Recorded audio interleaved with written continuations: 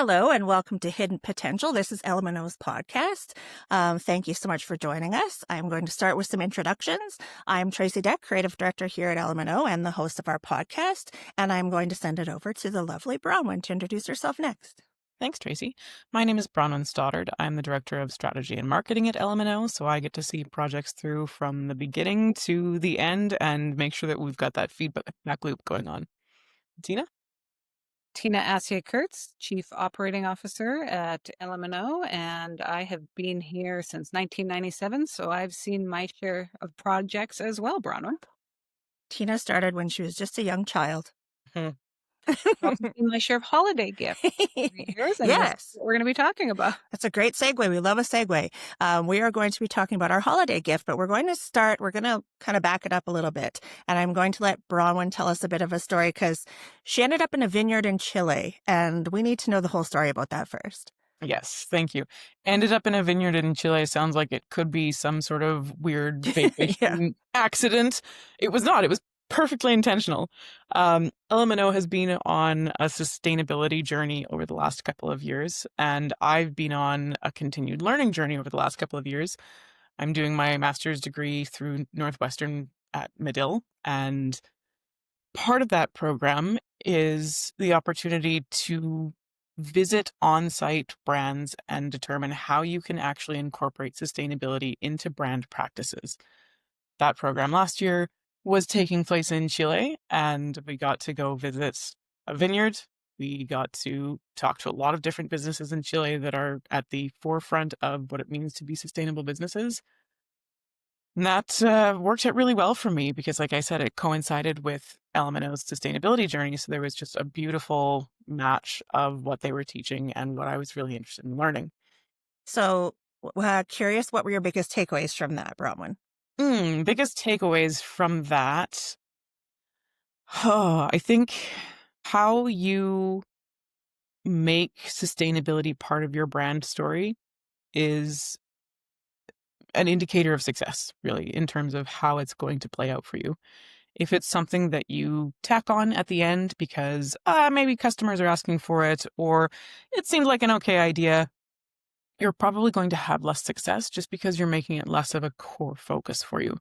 If it is something that you infuse into your overall practices, something that you make inextricable from the way that you work, from the way you hire, from the way that you deliver for your clients, you're going to see a lot more success, not necessarily because it's the only thing you're focusing on, but because you've tied it to everything else that you're focusing on. So really, when you can build from sustainability at the center and make sure that you are always considering what is a sustainable way of doing this thing that we already do, that's when you're really going to see results, and not necessarily just green or environmental results, because that's a conversation that's been going on a lot at Element as well, is that sustainability is not just good for the environment. We use the triple bottom line framework of people, planet, and profit. So sustainability is human, sustainability is financial, sustainability is environmental. I feel like I rambled a bit there. So No, it's good. I always learn something when I talk with Bronwyn about sustainability. It's great. So obviously you make relationships when you go to these things. And, can you tell us a bit more about, you made some friends with the employees. I can't say it as beautifully as you do, so I'll let you say it. And what kind of led us to this wine? Yes, the vineyard. So the vineyard itself is Emiliana, and Emiliana is the largest organic winery in the world. They set out to tell an incredible sustainability story, not because of the environmental portion. And when you hear about organic products, you do tend to think, oh, they're good for the environment. Organic products are a human sustainability play, 100%. And for Emiliana, they started with the idea that they wanted their vineyards to be a place that was good for their employees.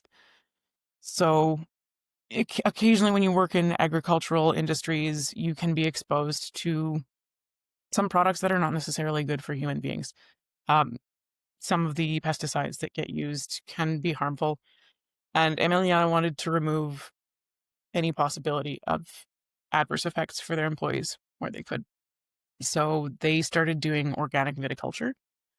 and they wanted to make sure that their employees had a place where they could work, where they could thrive, where they could enjoy everything that there is to enjoy about the wonderful outdoor environment in Chile without any risk of being exposed to chemicals that they wouldn't have come in contact with if they weren't working in agriculture.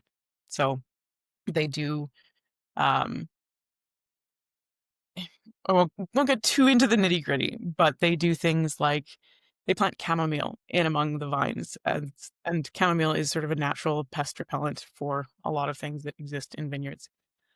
And they have a greenhouse and a garden on the vineyard so that they're not just in a good growing environment for humans, they're also providing sustenance to their employees because you can tend the garden and you can take things home from the garden. They have olive trees on the vineyards, at least the vineyard that we visited. They have a number of them across the country. Those olive trees were originally going to be a secondary business line for them. They thought, okay, could we also do organic olive oil? And then in exploring that, they went, there's really not that much in common between producing wine and producing olive oil.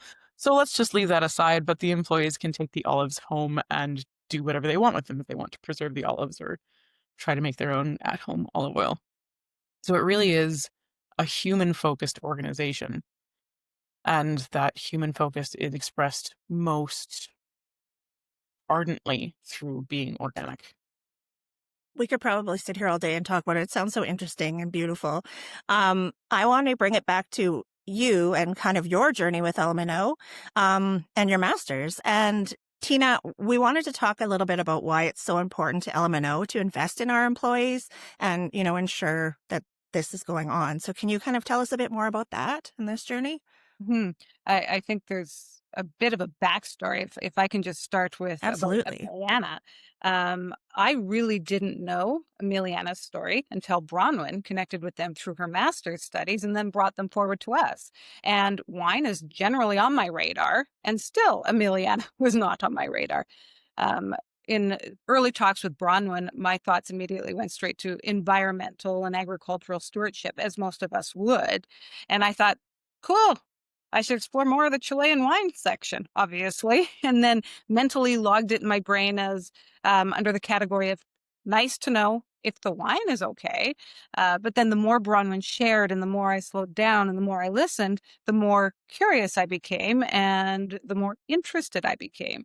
I'm paraphrasing a little bit about what Bronwyn said, but Emiliana is deeply committed to ecological stewardship. Obviously, they're organic, they're B Corp, they have all the badges, they have public proof that they walk the talk, check, check, check. But most conversations on sustainability, as Bronwyn said, stop there at the green portion of it, when arguably the most meaningful definition is that human first sustainability. And that's where Emiliana's story and LMNO's values align beautifully, and their respect for people and the communities and everything around them is their motivation. Their decisions around sustainability wasn't just environmental, it was a human well-being decision. And that's when I leaned in and started asking a few more questions. I was obviously a little bit slower on the uptick than Bronwyn was, but I did get there eventually and started to realize how beautifully their values, their purpose was aligned with ours. So back to your original question about investing in our people, I think that sets the stage. It is Absolutely. people first. Um, so, Yep. as Bronwyn was speaking to, we talk a lot at LMNO about the triple bottom line: people, planet, and profit. And these are not competing priorities. Rather, they're very connected ones. When you build a culture that values people, it shows up everywhere, including client relationships, employee relationships. When you focus on people and long-term relationships, the work gets better, the creativity gets better, the partnerships get stronger, our value grows, and with our teams and our clients, it's shown in the results that we create together as a team. I think as I say that, it sounds a lot like this week's, edition of Buzzword Bingo, but truly our values underpin our value as an organization. Did that answer your question, Traci? So, and I think, like, for me, I know that Bronwyn's been working really hard on her master's, and I know that sometimes you need to do that during the day, during the evening. You have classes, you're kind of all over the place, Bronwyn. And I think that LMNO has allowed you to be able to do, not all over the place, but you know what I mean? I think that it's allowed you to be flexible and that sort of thing, and the support and all of that as well. Yeah, it has absolutely, LMNO has absolutely been supportive and flexible and helpful in terms of my scheduling. And every time that I try to take an immersive class like the one in Chile, I say, hey, I'm going to take a vacation. And Tina or my supervisor, Blair, look at it and go, is that a vacation or are you at school again? And so I've really appreciated that there is a ton of support for what I'm learning, but also on the other side, a ton of opportunity for me to apply the things that I've learned. So I'm not learning in a vacuum and then just not being able to use the things that I've learned. I get to apply almost everything that I learned through Northwestern in my role here at LMNO immediately. So when I came back from Chile, the next time that I was in office in Saskatoon, I did a lunch and learn about what I'd learned about.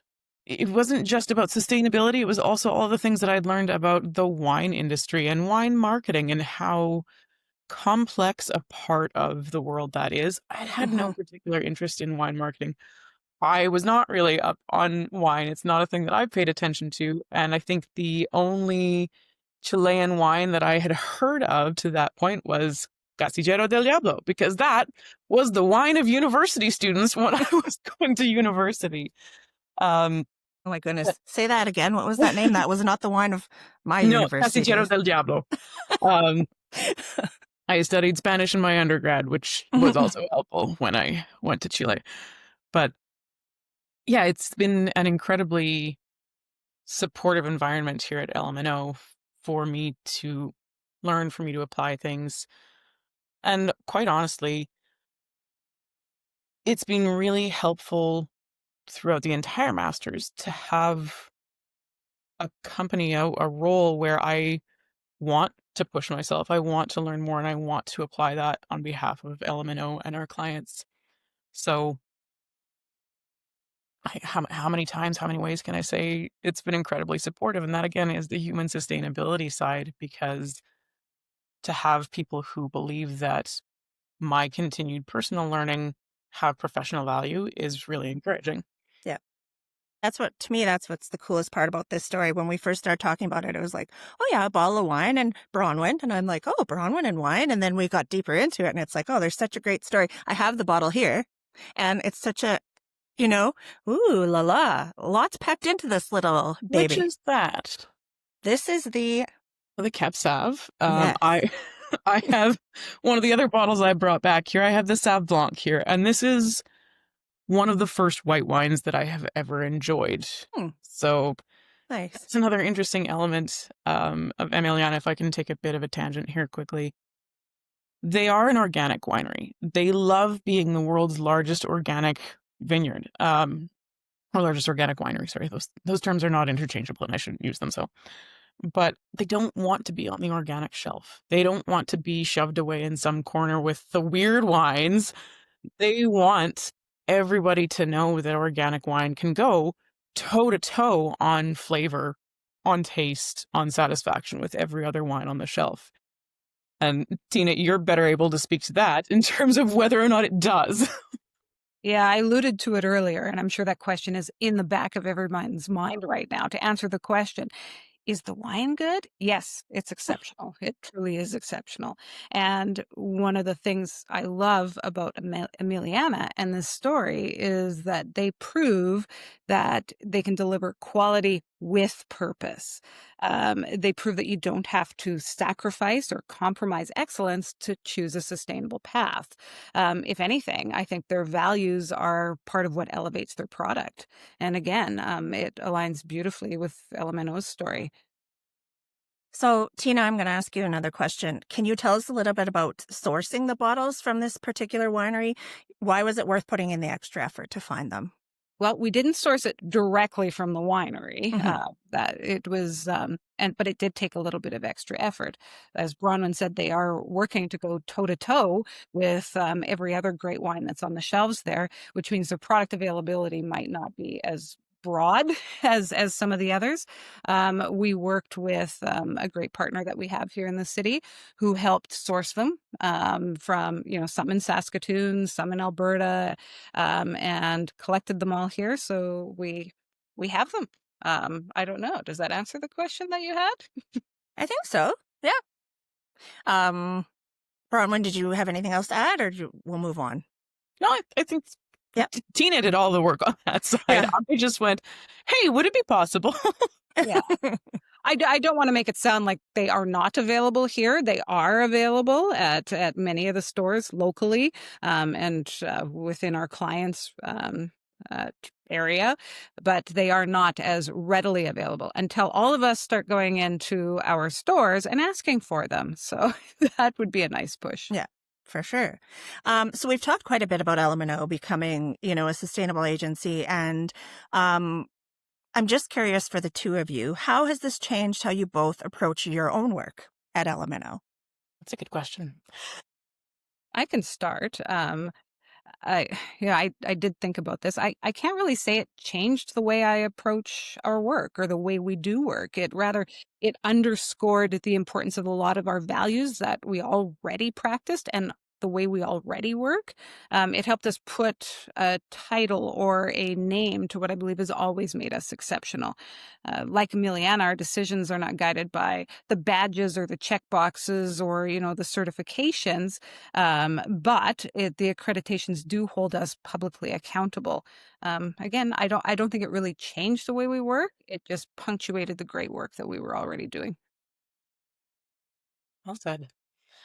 For me, it didn't necessarily change the way that I work either, because part of my role, part of what I've been encouraged to do at LMNO over the last decade that I've been here is always push for, is there a better way to do this?